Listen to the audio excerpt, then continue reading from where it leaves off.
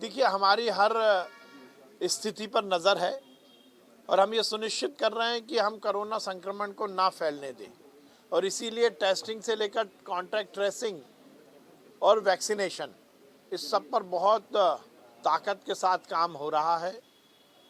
हम लगातार वैक्सीनेशन अभियान तेज़ी से चला रहे हैं। 16 तारीख को फिर हमारा महा वैक्सीनेशन अभियान है और हम ये सुनिश्चित कर रहे हैं कि हमारी जो टारगेट सेगमेंट है, जो हमारी टारगेट पॉपुलेशन है जिसको वैक्सीन लगनी है, उसके दोनों डोज हम दिसंबर तक पूरे कर लें। हम हर स्थिति पर नज़र रखे हुए हैं। 3 दिन पहले मैं दिल्ली गया था। मैंने केंद्रीय स्वास्थ्य मंत्री जी से मुलाकात की और उन्हें ये निवेदन किया था कि हम मध्य प्रदेश में भी जीनोम सीक्वेंसिंग करना चाहते हैं।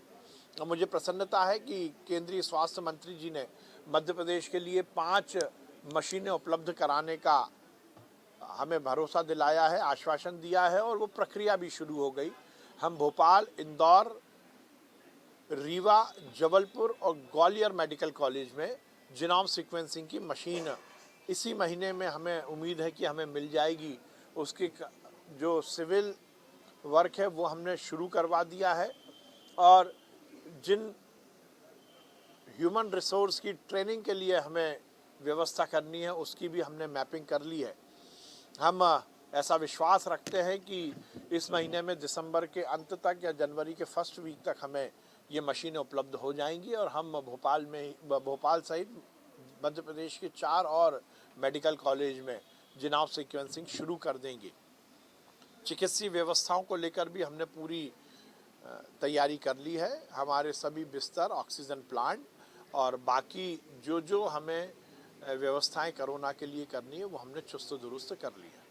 सर, नल जल योजना में जो अब आप दिग्विजय सिंह से और क्या अपेक्षा करेंगे? दिग्विजय सिंह तो हर समय इस देश के विरोधियों को, आतंकवादियों के लिए सिक्योरिटी एजेंसी के रूप में काम करते ही रहे हैं, चाहे अपने वक्तव्य के मामले में हो या अपनी सोच के मामले में हो। जो इस देश में विघटन की बात करेगा उसे दिग्विजय सिंह जी संरक्षण देंगे। जो इस देश को तोड़ने की और इस देश की आबो हवा को बिगाड़ने की कोशिश करेगा उसे दिग्विजय सिंह जी गले लगाएंगे। आतंकवादी हो या देश को की एकता अखंडता पर कुठाराघात करने वाला कोई भी व्यक्ति हो, वो दिग्विजय सिंह जी के लिए हीरो होगा। तो दिग्विजय सिंह जी के बारे में कुछ और अपेक्षा करना भी शायद गलत होगा।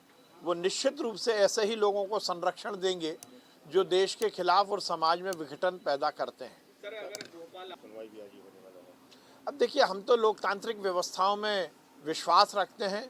हर संवैधानिक संस्था का सम्मान करना और हर संवैधानिक संस्था के आदेश का पालन करना ये हमारा नियम भी है और हमारी राजनीति का मुख्य उद्देश्य भी है।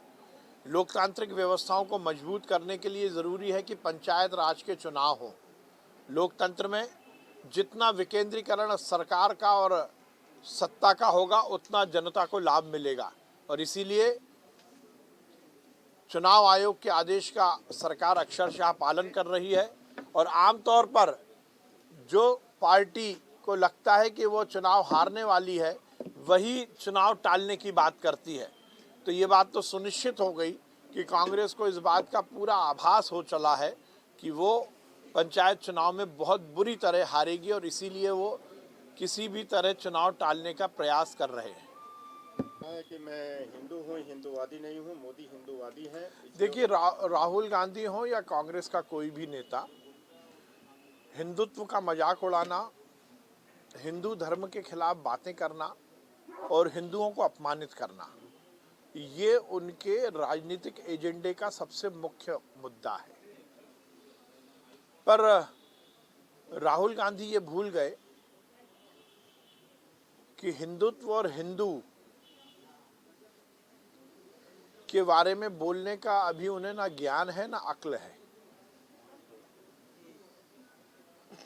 स्क्रिप्टेड भाषण बोलना, लिखे हुए भाषण की नकल करना, ये राहुल गांधी की आदत बन पड़ी है। अब राहुल गांधी क्या जाने कि हिंदू की व्यापकता, हिंदू शब्द की व्यापकता और हिंदुत्व की गहराई क्या है। इटली की संस्कृति में पलने वाले,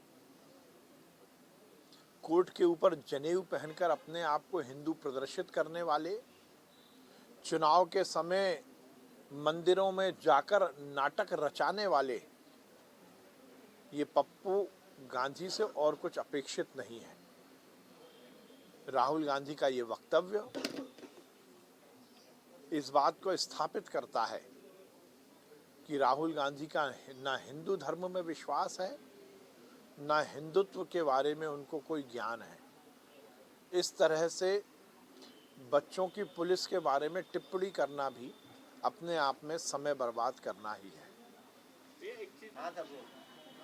लगभग 60,000 टेस्ट हुए, जिसमें से 19 पॉजिटिव केस आए हैं। अब मध्य प्रदेश में एक्टिव कोरोना पेशेंट की संख्या 161 हो गई है। हमारा वैक्सीनेशन बहुत तेजी से चल रहा है। अभी तक 9,43,25,000 लोगों को हमने वैक्सीन लगाई है और हम ये सुनिश्चित कर रहे हैं कि हर स्तर पर हम पूरी तरह मुस्तैदी के साथ कोरोना की लड़ाई को लड़े। मेरा सभी नागरिकों से यही अनुरोध है कि हम अपने और अपने परिवार को यदि सुरक्षित रखना चाहते हैं तो हम सुनिश्चित करें कि हम कोरोना प्रोटोकॉल का ध्यान रखें। देखिए, अब नल जल योजना के मामले में 15 महीने जो कांग्रेस की सरकार रही, उसने वो कुछ तैयारियां नहीं कराई जो कि उस समय अपेक्षित थी, क्योंकि ये दीर्घकालिक योजनाएं हैं। इसमें बड़ा इंफ्रास्ट्रक्चर डेवलप करना है और उस समय 15 महीने में जो जो तैयारियां होनी थी उसमें जो कमी आई, तो सीधे सीधे 15 महीने कांग्रेस की सरकार के कारण प्रोजेक्ट डिले हुए। परंतु हमारी सरकार जब से आई, हमने चाहे वो प्रोजेक्ट रिपोर्ट बनानी हो, चाहे सर्वे का काम हो, या सर्वे के बाद प्रोजेक्ट रिपोर्ट बनाने के बाद उसको जमा करके पैसा उपलब्ध कराकर टेंडर कराने की बात हो, हमारी सरकार ने बहुत तन्मयता के साथ, बहुत तत्परता के साथ काम किया। मुझे लगता है कि वो जो 15 महीने के कांग्रेस की सरकार का जो डिले है, उसके कारण कुछ योजनाओं में विलंब हुआ है, पर अब वो सब पटरी पर आ जाएंगी।